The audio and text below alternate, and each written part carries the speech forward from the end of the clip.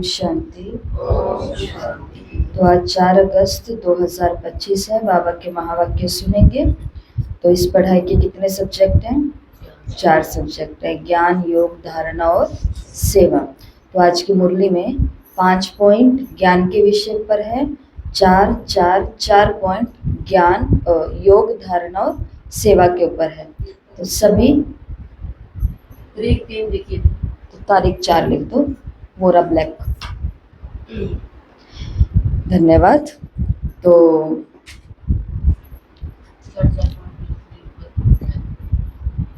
तो ज्ञान, योग, धारणा और सेवा, तो 5 पॉइंट है, 4 पॉइंट है, 4 और 4 पॉइंट है।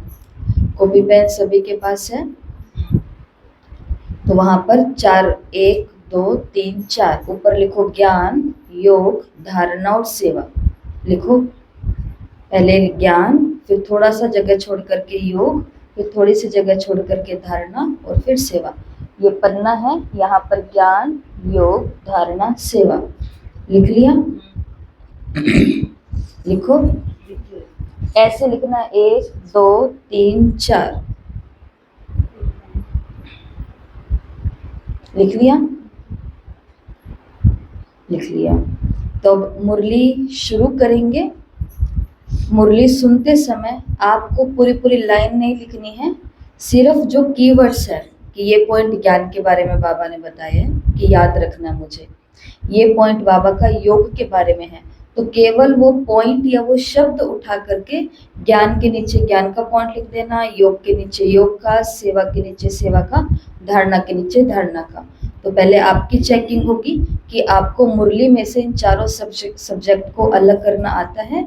उसके बाद में मुरली के लास्ट में ये जितने भी पॉइंट्स हैं मुरली के अंदर, वो हम सभी टैली करेंगे, मिलान करेंगे कि आपके और मुरली के अंदर एक जैसे है। ठीक है? तो इसलिए मुरली को बहुत ध्यान से सुनना है और सिर्फ पॉइंट्स को नोट करना है, पूरी लाइन को लिखना नहीं है। बाबा ने कहा, मीठे बच्चे, बाप आए हैं तुम्हें किंग ऑफ फ्लावर बनाने, इसलिए विकारों की कोई भी बदबू नहीं होनी चाहिए। बाप आए हैं तुम्हें किंग ऑफ फ्लावर बनाने, इसलिए विकारों की कोई भी बदबू नहीं होनी चाहिए। ठीक है? अब उदाहरण के लिए बता रहे हैं, आप बताओ ये पॉइंट ज्ञान, योग, धारणा, सेवा किसका है? कि बाबा आए हैं किंग ऑफ फ्लावर बनाने, ये है पहला पॉइंट। तो ये चारों में से कौन से सब्जेक्ट का पॉइंट है? ज्ञान का, क्योंकि हमें अब नॉलेज मिली है कि भगवान हमें फूलों का राजा बनाने के लिए आए हैं। अगली पॉइंट है, इसलिए विकारों की कोई बदबू नहीं होनी चाहिए। तो ये कौन सी पॉइंट है? धारणा की पॉइंट है कि अब हमारे अंदर कोई भी विकार की बदबू नहीं होनी चाहिए। अब यहाँ से आप खुद से करेंगे। प्रश्न, विकारों का अंश समाप्त करने के लिए कौन सा पुरुषार्थ करना है? उत्तर, निरंतर अंतर्मुखी रहने का पुरुषार्थ करो। अंतर्मुख अर्थात सेकंड में शरीर से डिटैच, इस दुनिया के सुध बुध बिल्कुल भूल जाए, 1 सेकंड में ऊपर जाना और आना। इस अभ्यास से विकारों का अंश समाप्त हो जाएगा। कर्म करते करते बीच बीच में अंतर्मुखी हो जाओ, ऐसा लगे जैसे बिल्कुल सन्नाटा है, कोई भी चुरपुर नहीं, ये सृष्टि तो जैसे कि है ही नहीं। अभी तो थोड़ी सी चुरपुर होती है, इतने में हमारा ध्यान ऐसे ऐसे हो जाता है ना। लेकिन बाबा ने कहा हमें अपनी अवस्था कैसे बनानी है? इतना अंतर्मुखी हो जाना है कि ऐसा ही लगे जैसे कि बिल्कुल सन्नाटा हो चुका है। ओम शांति। यहाँ हर एक को बिठाया जाता है कि अशरीरी हो, बाप की याद में बैठो और साथ साथ ये जो सृष्टि चक्र है उसको भी याद करो। मनुष्य 84 के चक्र को समझते नहीं, समझेंगे ही नहीं। जो 84 के चक्र लगाते हैं वही समझने आएंगे। तुमको यही याद करना चाहिए, इसको ही स्वदर्शन चक्र कहा जाता है, जिससे आसुरी ख्यालात खत्म हो जाएंगे। ऐसे नहीं कि कोई असुर बैठे हैं जिसका गला कट जाएगा। मनुष्य स्वदर्शन चक्र का अर्थ भी समझते नहीं है। तो ये ज्ञान तुम बच्चों को यहाँ मिलता है। कमल फूल समान ग्रस्त व्यवहार में रहे, पवित्र बनो। भगवानुवाच है ना, ये एक जन्म पवित्र बनने से भविष्य 21 जन्म तुम पवित्र दुनिया का मालिक बनेंगे। सत्य को कहा जाता है शिवालय और कलयुग है वैशाल्य। ये दुनिया बदलनी है, भारत की ही बात है, औरों की बात में ही जाना नहीं चाहिए। बोले जानवरों का क्या होगा और धर्मों का क्या होगा, तो बोलो पहले अपना तो समझ लो, पीछे औरों की बातें। फिर सभी धर्म आ जाएंगे, भारत बचेगा, फिर बाकियों का क्या होगा, बाकी कहाँ जाएंगे, कैसे होगा। शॉर्ट में अगर कोई सुन ले तो अच्छी बात है, परंतु कई हैं जो सुनने के इच्छुक नहीं होते हैं, जो कुछ और बताने के इच्छुक होते हैं। तो बाबा ने कहा कि अगर बोल सकते हैं तो ये बोलो कि पहले अपना समझ लें, पीछे औरों की बातें होंगी। भारतवासी अपने धर्म को भूल करके दुखी हुए हैं, भारत में ही पुकारते हैं तुम मात पिता हम बालक तेरे। विलायत में मात पिता अक्षर ही नहीं कहते, वो सिर्फ गॉड फादर कहते हैं। बरोबर भारत में ही सुख घनेरे थे, भारत स्वर्ग था, ये भी तुम जानते हो। बाप आकर के कांटों को फूल बनाते हैं, बाप को बागबान कहते हैं, बुलाते हैं आकर कांटों को फूल बनाओ। बाप फूलों का बगीचा बनाते, माया फिर कांटों का जंगल बनाती। मनुष्य तो कह देते हैं ईश्वर तेरी माया बड़ी प्रबल है, ना ईश्वर को ना माया को समझते हैं। कोई ने अक्षर कह दिया, बस रिपीट करते रहते हैं, अर्थ कुछ भी नहीं है। तो तुम बच्चे समझते हो ये ड्रामा का खेल है, राम राज्य का और रावण राज्य का। राम राज्य में सुख और रावण राज्य में है दुख।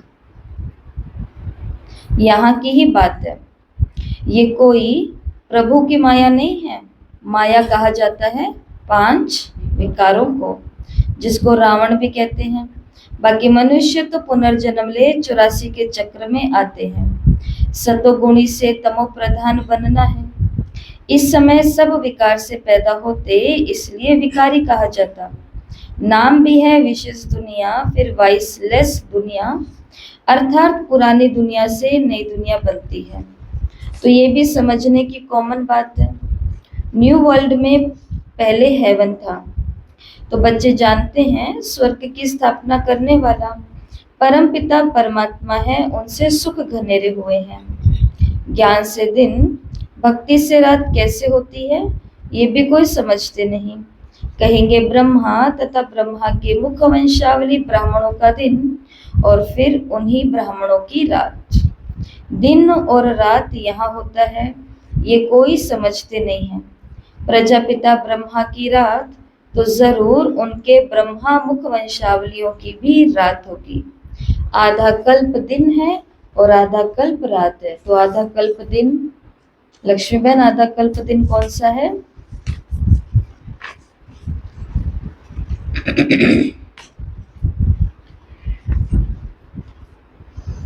आधा कल्प दिन विमला बहन, कैलाश बहन, जमुना बहन, ज्ञान। पुष्पा बहन आधा कल्प दिन कौन सा है?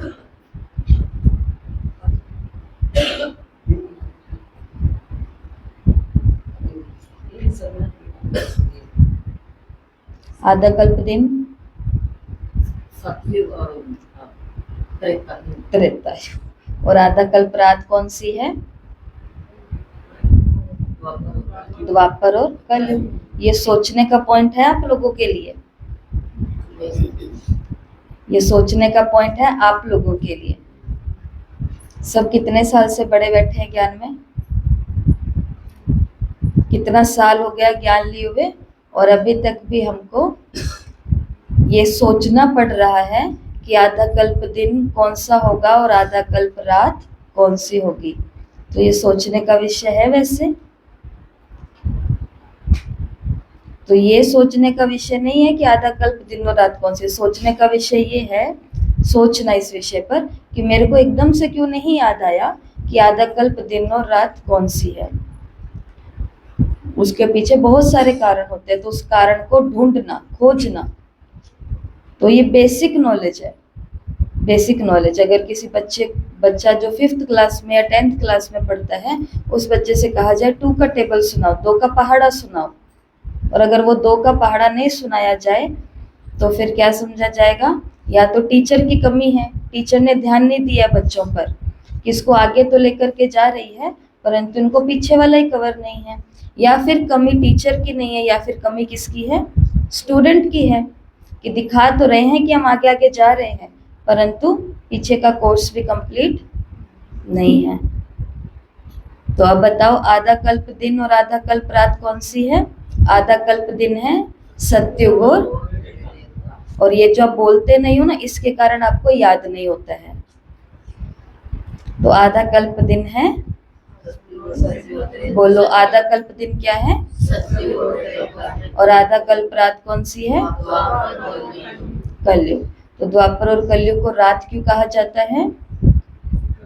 क्योंकि यहाँ पर दुख है, अज्ञान है, विकारों की एंट्री हो जाती है। आत्मा सही मार्ग को देखना, मतलब अंधेरा होता है तो चीज अगर सामने भी होगी तो भी नहीं पता चलती है ना, तो ऐसा हुआ। बाप आए हैं निर्विकारी दुनिया बनाने के लिए।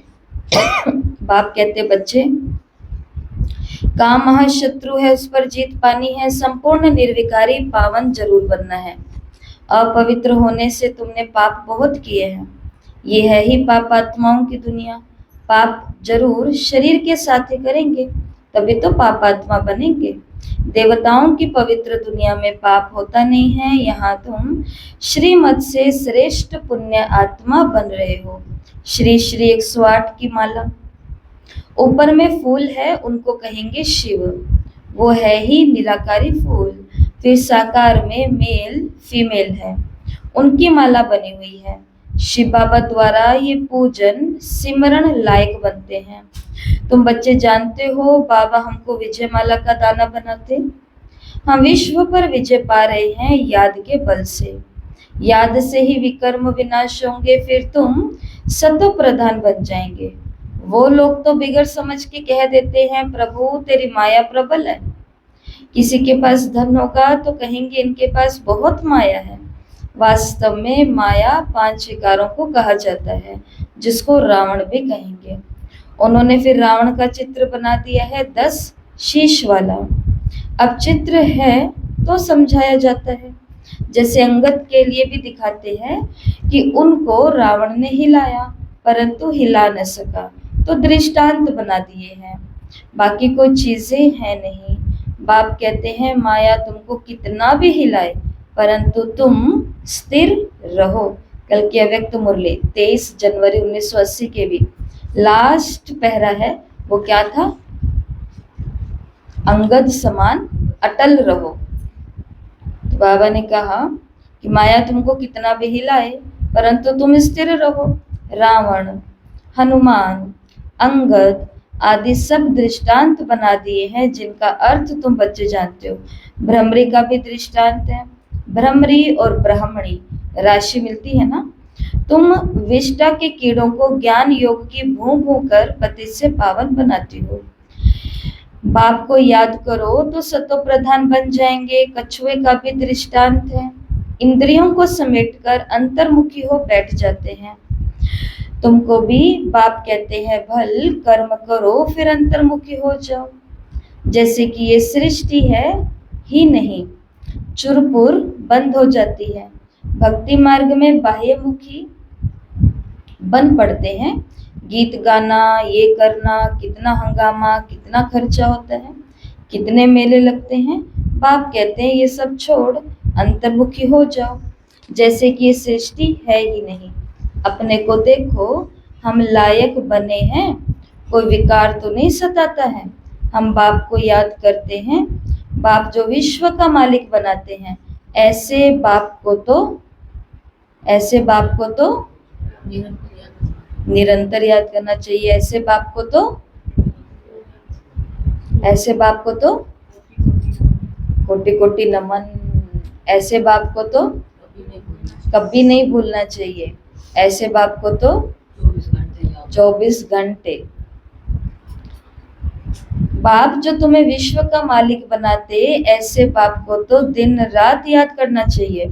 हम आत्मा हैं, हमारा वो बाप है। कोई किसी को एक सूट दे करके चला जाए, एक और क्या चीजें होती है, एक चप्पल दे करके चला जाए, एक घड़ी दे करके चला जाए, यहाँ तक कि एक नोटबुक भी सुंदर से दे करके चला जाए, कुछ भी अच्छी सी चीज जो दिखने में आकर्षक बहुत है, तो कोई भी बढ़िया सी चीज दे करके चला जाए तो दिन रात उसको याद करते हैं कि नहीं करते? करते हैं ना। जब जब वो थाली देखेंगे, जब जब वो देखेंगे, तो तब तब किनकी याद आएगी, और सबको बताएंगे भी कि हमें ये उन्होंने दिया है, ये उन्होंने दिया है, ये उन्होंने दिया है। वो कहेंगे तो बहुत सुंदर है। बाबा ने कहा कि मैं तुमको क्या दे रहा हूँ? 21 जन्मों का, पूरे विश्व का मालिक बनाता हूँ। तो मुझे भी तुम्हें कैसे याद करना चाहिए? दिन रात याद करना चाहिए। हम आत्मा हैं और वो हमारा बाप है, अंदर में ये चलता रहे। अब हम नई दुनिया के लिए फूल बन रहे हैं, अक का व टांगर का फूल नहीं बनना है। हमको तो एकदम किंग ऑफ फ्लावर, बिल्कुल खुशबूदार बनना है, कोई बदबू ना रहे, बुरे ख्यालात निकल जाने चाहिए। माया के तूफान गिराने के लिए बहुत आएंगे। कर्म इंद्रियों से कोई विकर्म नहीं करना है, ऐसे ऐसे अपने को पक्का कर लो, अपने को सुधारना है। कोई भी देहधारी को मुझे याद नहीं करना है। बाप कहते अपने को आत्मा समझ मुझे याद करो। शरीर निर्वाह अर्थ कर्म भले करो, उसमें भी टाइम निकाल सकते हो। भोजन खाने समय भी बाप की महिमा करते रहो। बाबा को याद कर खाने से भोजन भी पवित्र हो जाता है। जब बाप को निरंतर याद करेंगे, तब याद से ही बहुत जन्मों के पाप कटेंगे और तुम सतो प्रधान बनेंगे। देखना मैं कितना सच्चा सोना बना हूँ। आज कितना घंटा बाबा की याद में रहा, कल 3 घंटा याद में रहा, आज 2 घंटा याद में रहा, तो ये तो आज डैश हो गया। क्या हो गया? घाटा हो गया। कल 3 घंटा योग किया, आज 2 घंटा योग किया, तो ऐसे रात को क्या निकालना है? अपना होता मेल निकालना है। उतरना और चढ़ना तो होता रहेगा, अब उदास होकर रुक भी नहीं जाना, क्योंकि ये तो चलता रहेगा। आज कम है तो कल 1 घंटा ज्यादा हो जाएगा, तो उतरना और चढ़ना तो होता रहेगा। यात्रा पर जाते हैं तो कोई कहाँ ऊंचे और कोई कहाँ नीचे होते हैं। तुम्हारी अवस्था भी नीचे ऊपर होती रहेंगी। अपना खाता देखना है, मुख्य है याद की यात्रा। भगवानुवाच्य तो जरूर बच्चों को ही पढ़ाएंगे, सारी दुनिया को कैसे पढ़ाएंगे?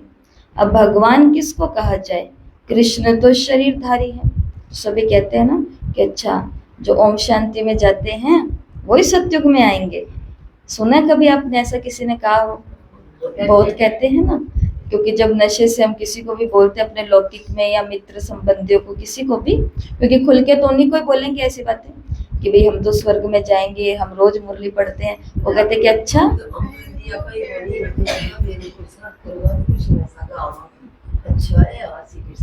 हाँ, तो वो ऐसे बोलते हैं कि अच्छा जो यहाँ जाएगा वही आएगा, हम नहीं है भगवान के बच्चे, हम नहीं आएंगे। तो बाबा ने इसका उत्तर दिया है कि जरूर जो पढ़ेंगे, जो एमडी की पढ़ाई पढ़ेगा, एमबीबीएस के बाद डॉक्टरी की और बड़ी पढ़ाई पढ़ेगा। अभी तक नाम के आगे एमबीबीएस था, और अब एमडी का दाखिला लिया, एमडी की किताबें पढ़ी, एमडी का पेपर भी दिया, सब कुछ किया। अब उसके नाम के आगे एमडी, एमबीबीएस, फलाना फलाना ये लग जाएगा। डिग्री अब एक और बढ़ गई है, लेकिन उसके लिए दाखिला भी लेना पड़ेगा, किताबें भी खरीदनी पड़ेंगी, रोज कॉपी पेन घिसना भी पड़ेगा, पन्ने भी पलटने पड़ेंगे, और फिर इतना सब कुछ करने के बाद क्या करना पड़ेगा? पेपर भी देना पड़ेगा। अब पेपर जो दिया जाएगा उससे रिजल्ट आएगी, तब मालूम पड़ेगा कि बने हैं कि नहीं बने। तो हम इस श्रृंखला से छूट कैसे सकते हैं?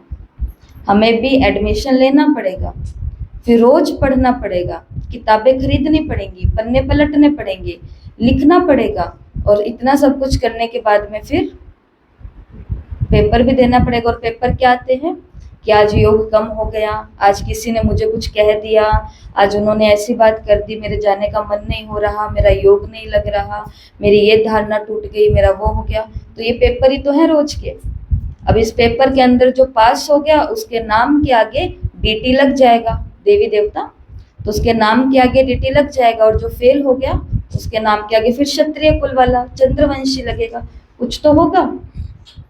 तो ये भी पढ़ाई है इसके लिए। हाँ, तो स्वर्ग में तो वही आएंगे जो एडमिशन भी लेंगे, पढ़ेंगे भी, परीक्षाएं भी देंगे। तो रात दिन परीक्षाएं हो रही है ना, तो सारी दुनिया को बाबा कैसे पढ़ाएंगे? वो अब भगवान किसको कहा जाए? कृष्ण तो शरीरधारी है, भगवान तो निराकार परम पिता परमात्मा को कहा जाता है। खुद कहते हैं मैं साधारण तन में प्रवेश करता हूँ, ब्रह्मा का भी बूढ़ा तन गाया हुआ है, सफेद दाढ़ी मूछ तो बूढ़े की ही होती है ना, चाहिए भी जरूर अनुभवी रथ। तो बाबा किसी बालक के अंदर या किसी यंग एज वाले के अंदर भी नहीं आ सकते, एक संसार का भी अनुभवी हो जिसके पीछे बहुत सारे बच्चे और बच्चियां भी स्वाहा हो सके, परिवार वाले भी आ सके, ऐसा अनुभवी। तो चाहिए भी जरूर अनुभवी, छोटे रथ में थोड़े ही प्रवेश करेंगे, खुद ही कहते हैं मुझे कोई जानते नहीं। वो है सुप्रीम गॉडफादर अथवा सुप्रीम सोल। तुम भी 100% पवित्र थे, अभी 100% अपवित्र बने हो। सतयुग में 100% प्योरिटी थी, तो पीस एंड प्रोस्पेरिटी थी, मुख्य प्योरिटी। देखते भी हो प्योरिटी वालों को इम्प्योर माथा टेकते हैं, उनकी महिमा करते हैं। सन्यासियों के आगे ऐसा कभी नहीं कहेंगे कि आप सर्वगुण संपन्न, हम नीच पापी। देवताओं के आगे ऐसे ही कहते हैं। बाबा ने समझाया है, कुमारी को सब माथा टेकते हैं, फिर वो शादी करती है तो वो सबके आगे माथा टेकती है, क्योंकि विकारी बनती है ना। अभी बाप कहते हैं तुम निर्विकारी बनेंगे तो आधा कल्प निर्विकारी हो रहेंगे। अभी 5 विकारों का राज्य ही खत्म होता है, ये है मृत्यु लोक और वो है अमर लोक। तो जब बाबा के पास भी उस समय जो भी कन्याएं थी, तो बाबा उनको एक तो ये पीताम्बरधारी से शादी करनी है या कोट पैंट वाला चाहिए, ऐसे बोल करके उनको मोटिवेट करते थे। और ऐसे भी बोल के मोटिवेट करते थे कि सबको अपने आगे झुकाना है या सबके आगे झुकते रहना है। तो हर कोई क्या बोलेगा? हर कोई क्या बोलेगा कि मैं तो ये चाहती हूँ कि सब मेरे आगे झुके, मैं क्यों झुकूं सबके आगे? तो बाबा ने कहा फिर अगर ऐसा बनना है तो इस एक जन्म के लिए तुमको शादी, लोग, संबंध, गंदगी, इन सभी चीजों से इतना त्याग करोगे तब ये संसार तुम्हारे पैरों में झुकेगा। और हमेशा झुकने का मतलब पैरों में नहीं होता, झुकाव दिल का भी होता है, समर्पण ये भी होता है। तो वो तो निर्विकारी के आगे होगा। और बाबा क्या कहते हैं कि अगर तुम अभी निर्विकारी बनेंगी तो आधा कल्प निर्विकारी होकर के रहेंगे। अभी 5 विकारों का राज्य खत्म होने वाला है, ये मृत्यु लोक है, वो अमर लोक है। अभी तुम आत्माओं को ज्ञान का तीसरा नेत्र मिला है, लेकिन ये सब कुछ हम देख कैसे सकते हैं? ज्ञान के तीसरे नेत्र से। नहीं तो अगर ज्ञान का तीसरा नेत्र नहीं है तो उस कुमार या उस कुमारी को सबसे पहले क्या दिखाई देता है कि कल को हम बूढ़े होंगे तो हमारा कौन साथ देगा। ये 2 आंखें सिर्फ वहां तक ही देखती है, लेकिन ज्ञान का तीसरा नेत्र वहां तक देखता है जहां तक कोई सोच भी नहीं सकता कि मेरा साथ कौन देगा। कल की मुरली में क्या था? सर्वशक्तिवान बाप हमारा साथी है, था कल सुबह की अव्यक्त मुरली में, संडे की। तो बाप अभी हमको ज्ञान का तीसरा नेत्र देते हैं, तिलक भी मस्तक पर देते हैं। अभी आत्मा को ज्ञान मिल रहा है, किसके लिए? तुम अपने को आपे ही राज तिलक दो। जैसे बैरिस्टरी पढ़ते हैं तो पढ़कर अपने को आपे ही बैरिस्टरी का राज तिलक देते हैं ना।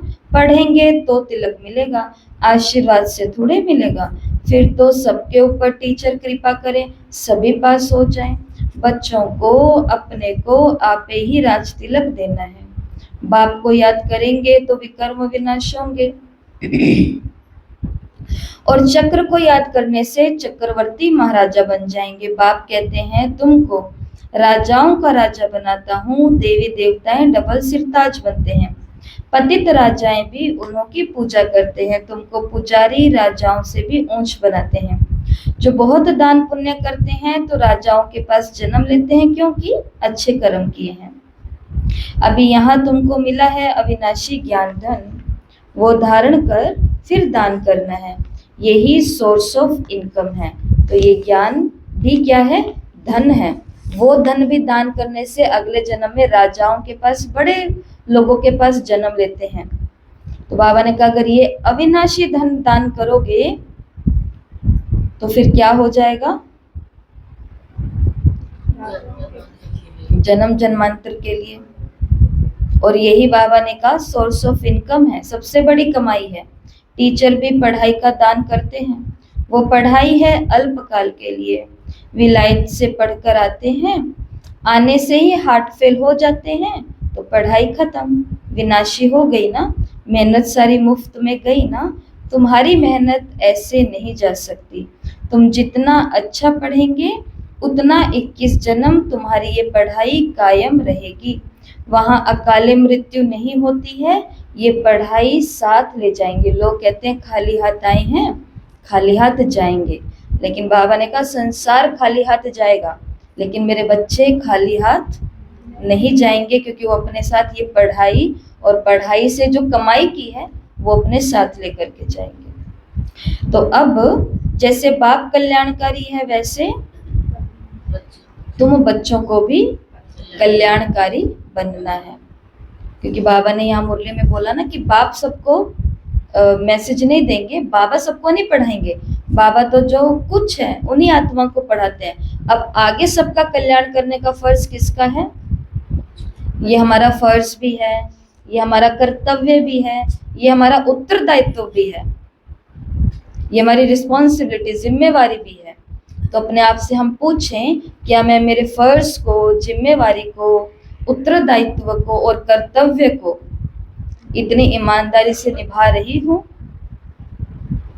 ये हमें अपने आप से पूछना है कि कोई भी हमें मिले। कल के मुरली में बाबा ने कहा कि दोनों में से एक चीज तो दो उनको, या तो मुक्ति या जीवन मुक्ति। या तो उन्हें राजयोग के बारे में सिखा कर के आओ कि मन मनाभाव कैसे हुआ जाता है, या फिर उनको सेवा केंद्रों पर ला करके कोर्स कराओ, ताकि स्वर्ग के अंदर तो एंट्री कराएं। पहले ही आइडिया नहीं लगाना है कि ये तो चलेंगे ही नहीं, ये तो सुनेंगे ही नहीं। सुनने के लिए लोग बैठे हैं, बस तरीका कोई मिलना चाहिए किस तरीके से उनको सुनाया जाए, कैसे उन तक पहुंचा जाए।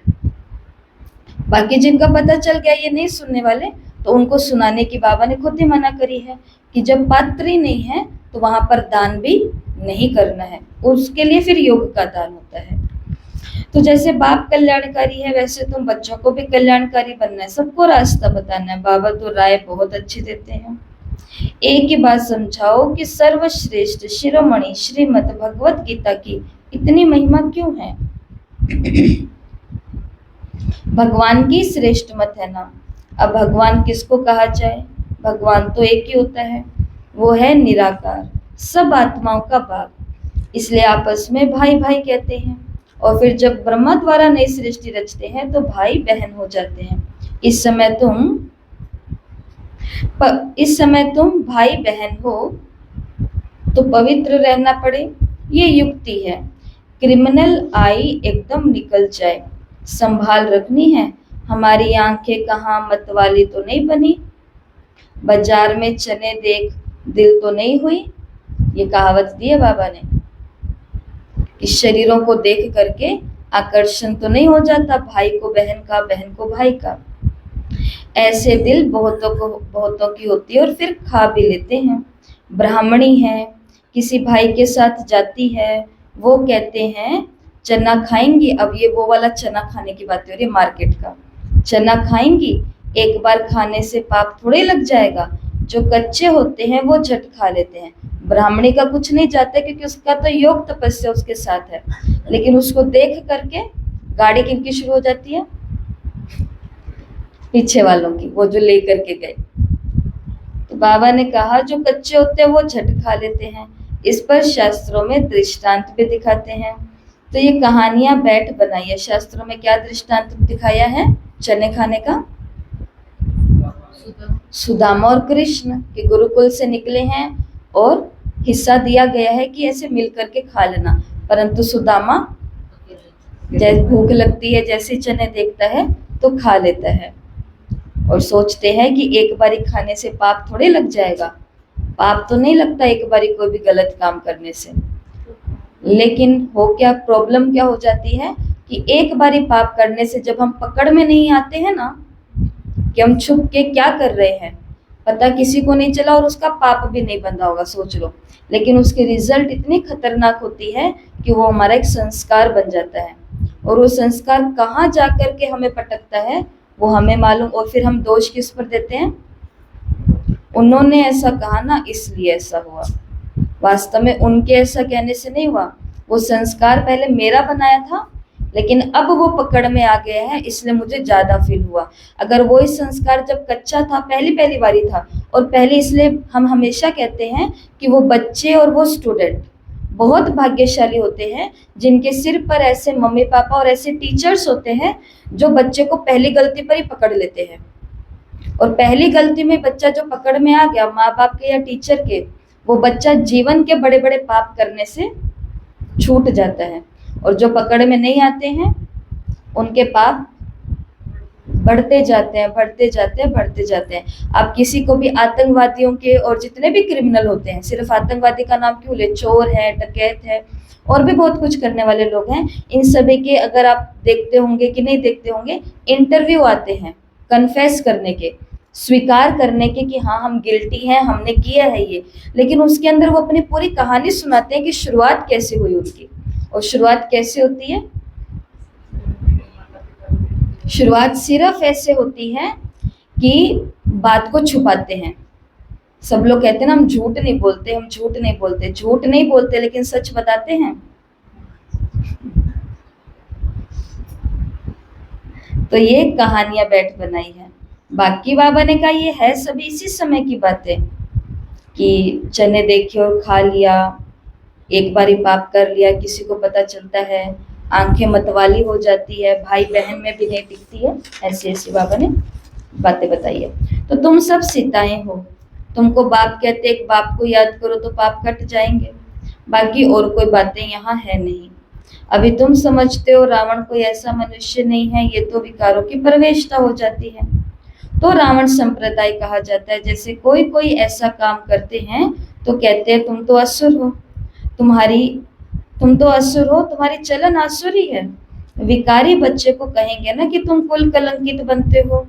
ये फिर बेहद का बाप कहते हैं तुमको हम काले से गोरा बनाते हैं, फिर तुम काला मुंह करते हो। क्या थे हम, याद है हमको वो जमाना अपना जब हम ज्ञान में नहीं आए थे, क्या थे हम, क्या थे, काले कलूटे थे हम। बाबा को हमारी आत्मा कैसे दिखती थी, बिल्कुल काली, जिनको कोई होश नहीं है, जिनको कोई बुद्धि भी नहीं है, पारस वाली, कुछ नहीं पता चल रहा है, बस ट्रैक के साथ दुनिया के साथ हम सभी भी चल रहे थे। जो सब खा रहे वो हमें खाना है, जो सब पहन रहे हैं वो हमें पहनना है, जैसी भाषा सब लोग बोल रहे हैं वैसी भाषा हमें बोलनी, हम तो ऐसे रास्ते पर थे। और बाबा ने वहां से पकड़ करके कहाँ बिठाया, ब्यूटी पार्लर में, क्रीम पाउडर लगा करके हमें क्या किया है, गोरा किया है। अब गोरा होने के बाद में फिर से हम कौन से काम करने लग जाएं, काला मुंह कराने वाले। तो बाबा को कैसा लगेगा, अच्छा लगेगा। भगवान भी ये सोचने पर तो मजबूर होगा ना कि मैंने इन पर मेहनत की, ये मेरे लिए इतना सा भी रिजल्ट नहीं दे पाए कि मैंने इनको उस बड़े दुख से भुला करके यहाँ लेकर के आया। जिस दुख के साथ आप सभी याद करो अपना अपना वो दुख, जिस दुख के कारण हम बाबा के घर में आए थे, आज वो उस समय दुख 100% था, आज भी वो दुख होगा उतना ही, लेकिन उस दुख की फीलिंग आज कितनी कम हो गई, ऐसा आपको अनुभव होता है या नहीं होता। वो जो कमी पहले इतनी बड़ी लगती थी वो कमी आज इतनी सी हो गई है। ये किसकी कमाल है, ये बाबा के इस ज्ञान योग की सेवाओं में बिजी रहने की और दिव्य गुणों की धारणाओं की कमाल है। लेकिन बाबा ने हमारी इतनी सारी टेंशन कम कर दी, वो लोड कम कर दिया, वो क्या बोलते हैं भारीपन कम कर दिया, और उसके बाद हम ऐसे काम करने शुरू कर दें कि हमारे कामों के कारण कोई और भारी हो रहा है या किसी और को डिस्टरबेंस हो रही है या हमारा ही काला मुंह हो रहा है, तो फिर क्या फायदा हुआ हमारा काला से गोरा बनने का। तो बाबा आज यहाँ पर ये बात बता रहे हैं कि अगर लौकिक में भी कोई बच्चा विकारी होता है तो उसको यही कहा जाता है कि ये कुल कलंकित है। तो बाबा भी हमें कौन सा टाइटल, सिर्फ ताज वाला टाइटल नहीं देगा, फिर हम भी ऐसे टाइटल के अंदर आ सकते हैं। इसलिए बाबा ने कहा प्रतिज्ञा कर, फिर भी विकारी बन पड़ते हैं, काले से भी काला बन जाते। पहले तो सिर्फ काले थे और भगवान के घर में आकर के और फिर और भी काले के ऊपर भी क्या बन गए। इसलिए बदतर बुद्धि कहा जाता है। फिर अब तुम पारस बुद्धि बनते हो, तुम्हारी चढ़ती कला होती है बाप को पहचानना और विश्व का मालिक बने। अब इसमें संशय की तो कोई बात ही नहीं हो सकती है। बाप है हेवनली गॉडफादर, तो जरूर हेवन सौगात में लाएंगे ना बच्चों के लिए। शिव जयंती भी मनाते हैं, क्या करते होंगे, व्रत आदि रखते होंगे। वास्तव में व्रत रखना चाहिए विकारों का, विकार में ही नहीं जाना है। इसने ही तो तुमको आदि मध्यांत दुख दिया है। अब ये एक जन्म पवित्र बनो, पुरानी दुनिया का विनाश तो सामने खड़ा है, तुम देखना। आज बाबा ने क्या कहा, तुम देखते जाना कि भारत में 9 लाख जाकर के रहेंगे और फिर शांति हो जाएगी। नहीं,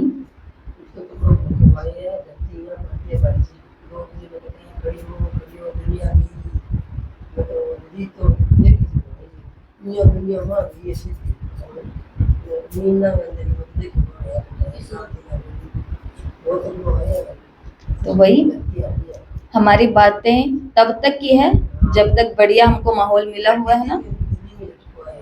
दिल्ली में भी आया होगा, इसलिए बाबा ने कहा कि देखते जाना। अभी तो कल के मुरली में बाबा ने कितना अच्छा कहा कि अभी तो नहीं समझ रहे हैं ना हम, मौजी लाल और मौजी राम। बाबा ने कहा कि मौज में चल रहे हैं, हम अपना पढ़ रहे हैं, हम अपने कंफर्ट जोन में चल रहे हैं, हमसे इतना याद होता है, इतना ही हमसे होता है, हमसे नहीं होता।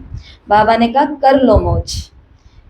अगली लाइन में बाबा ने कहा जितना मन करे उतनी मौज कर लो, फिर बाद में जितना मिलेगा उतने में राजी हो जाना। ये बाबा ने बोल करके बात वहीं छोड़ दी है। और वरदान में बाबा ने कौन सा टाइटल दिया, दिला राम की पसंद आत्मा बनो। मौजी राम नहीं बनना बल्कि दिला राम की पसंद। और थोड़े ही दिन जिन्होंने अव्यक्त मुरलियां बहुत अच्छे से पढ़ रहे हैं और क्लासेस भी सुन रहे हैं, होमवर्क कर रहे हैं, थोड़े दिन पहले ही मुरली निकली है लोकसभा और राज्यसभा की। लोकसभा और राज्यसभा, तो लोकसभा का मतलब है लोक पसंद बनना, राज्यसभा का मतलब है राज योगी बनना। तो बाबा ने कहा ये दोनों किस आधार पर बनोगे, जिसको सारा लोग पसंद करता है बस तुम उसके पसंदीदार बन जाओ, तुम भी लोकसभा के मेंबर बन जाओगे, राज्यसभा के मेंबर बन जाओगे। एक एक इंसान को थोड़ी ना पसंद होने चाहिए, हम सीधा उसको पसंद करो जिसको धर्म पिताएं भी पसंद कर रहे हैं। गुरु नानक ने भी उसको पसंद किया, गौतम बुद्ध ने भी उनको पसंद किया, महावीर ने भी। गौतम बुद्ध ने तो स्पष्ट रूप से नहीं कहा, परंतु देखने में ये बातें आती है कि ज्योति ज्योत समाया। तो हम उसको पसंद आ जाएं अगर ऐसे कोई काम करें, क्योंकि पसंद वही आता है जो काम पसंद वाले करता है, हर कोई थोड़ी ना पसंद आता है। तो आज बाबा ने ऐसी बात कुछ यहाँ बोली है कि तुम देखना भारत में 9 लाख जाकर के ही बचेंगे और फिर शांति हो जाएगी और कोई धर्म ही नहीं होगा जो ताली बजे। एक धर्म की स्थापना होगी और बाकी अनेक धर्म विनाश हो जाएंगे। तो यहाँ बाबा अपने पुरुषार्थी बच्चों को, सच्चे बच्चों को, हम सभी बच्चों को आथत देते हैं कि तुम थोड़ा और सहन कर लो, क्योंकि दुनिया के अंदर से वो सभी लोग जाने वाले हैं जो ताली बजाने वाले हैं, माना आवाज करने वाले हैं, परेशानियां तंग करने वाले हैं। स्थापना शांति की हो जाएगी। अच्छा, मीठे मीठे सिकिलते बच्चों प्रति माता पिता बाप दादा का याद प्यार और गुड मॉर्निंग। रूहानी बाप की रूहानी बच्चों को नमस्ते। हम रूहानी बच्चों की रूहानी माता पिता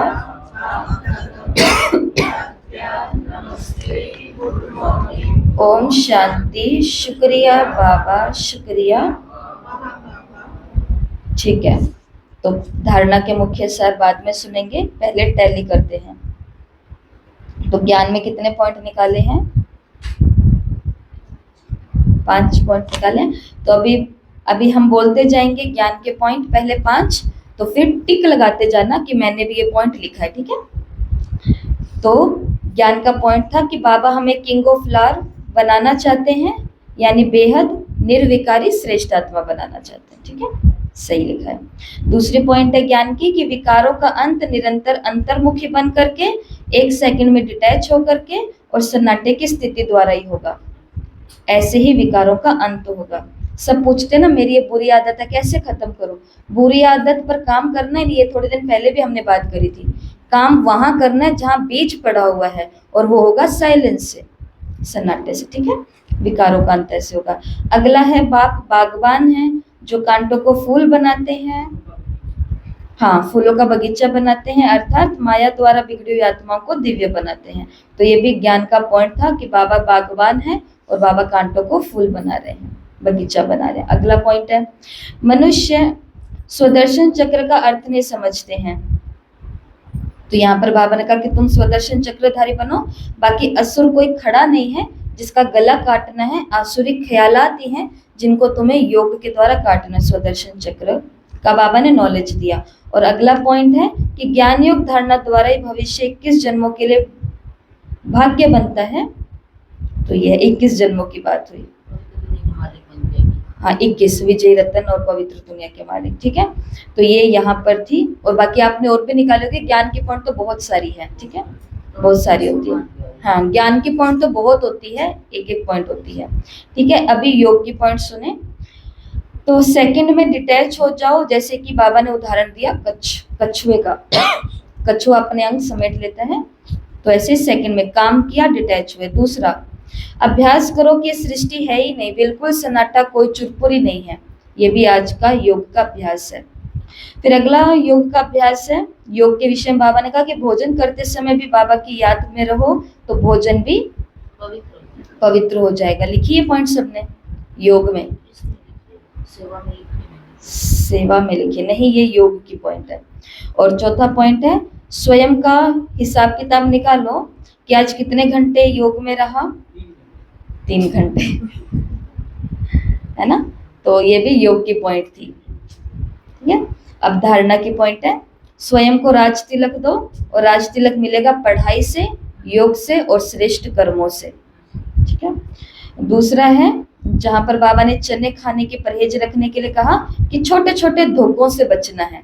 चने का मतलब है जो छोटे छोटे मामूली से धोखे हैं, तो उनसे बचना है। और ब्राह्मण कुल की लाज रखनी है, कुल कलंकित नहीं बना, क्योंकि करेगा एक माता किसी शादी में जाती है और जाकर के बढ़िया लहसुन प्याज सब कुछ खा रही है, और दिखाती वो कैसे है कि मैं कौन हूँ, बीके हूँ मैं। और हम किसी के घर जाते हैं तो ऐसे ट्रीट करते हैं, नहीं हम किसी के हाथ का नहीं खाते।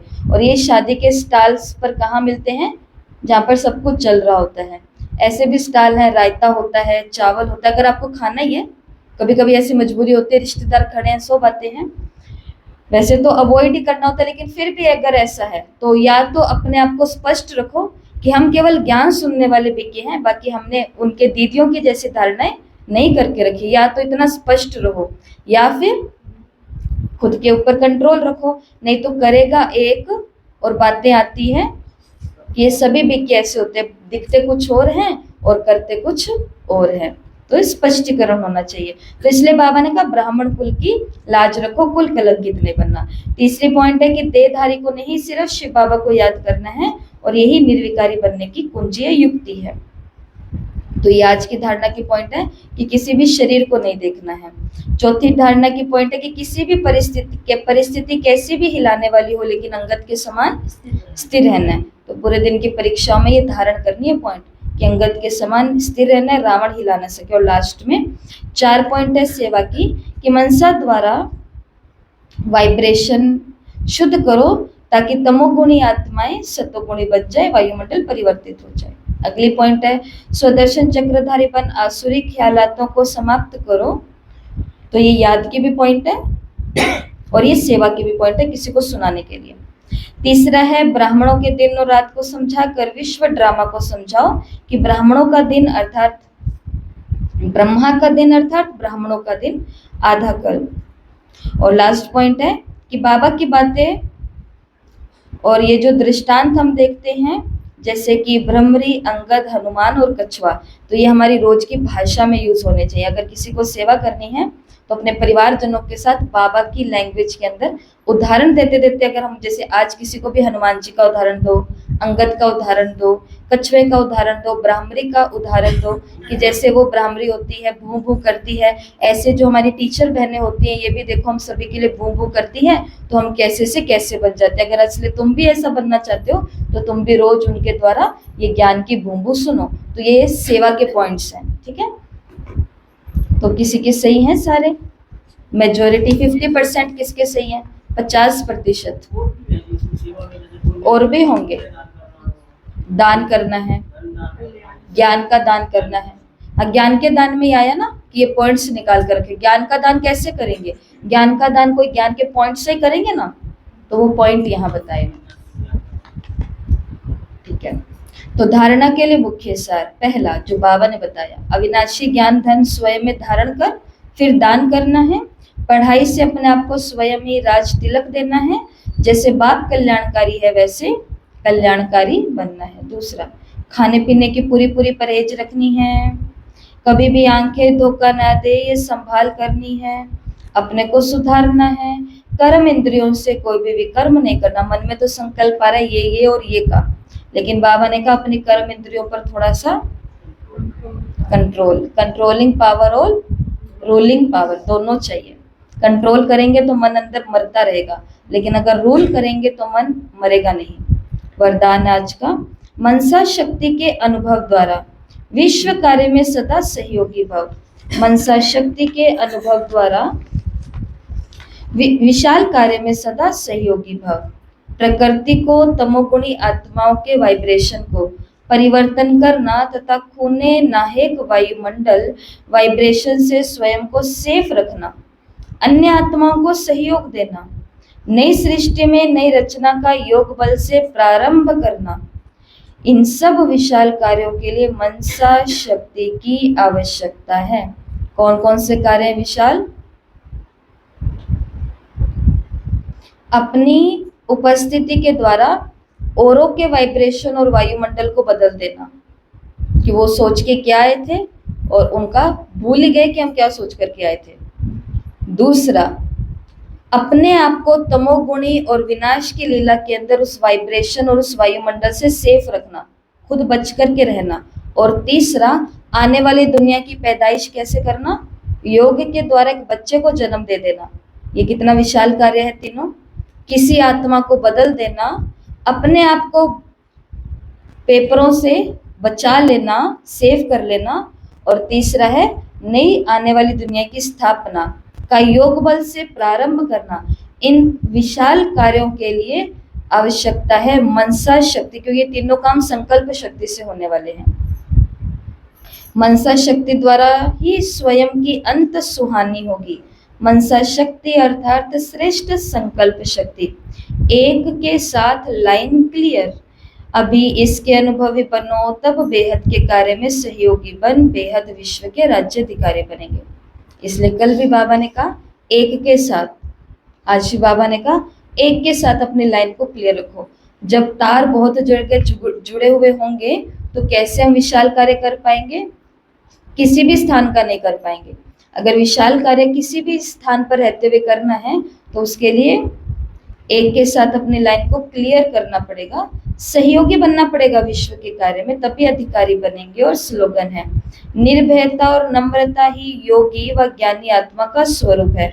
निर्भयता और नम्रता दोनों गुण एक साथ चाहिए, निर्भय भी हो और नम्र भी हो। नहीं तो कल बाबा ने जैसे मुरली में बोला, रहम कौन सा कर लेते हैं? माया का रहम। पिंकी बहन, माया का रहम कौन सा?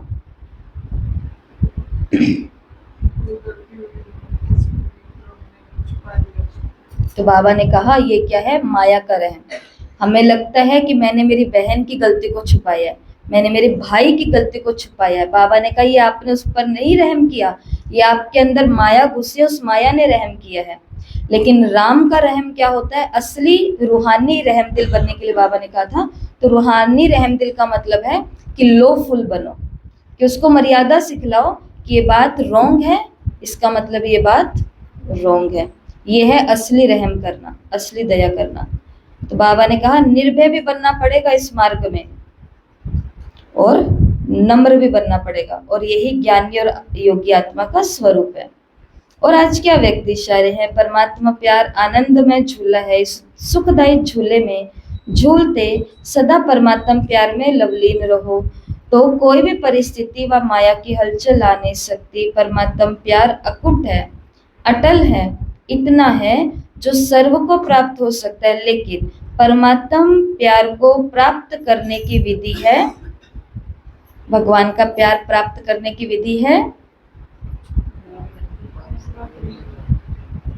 विधि है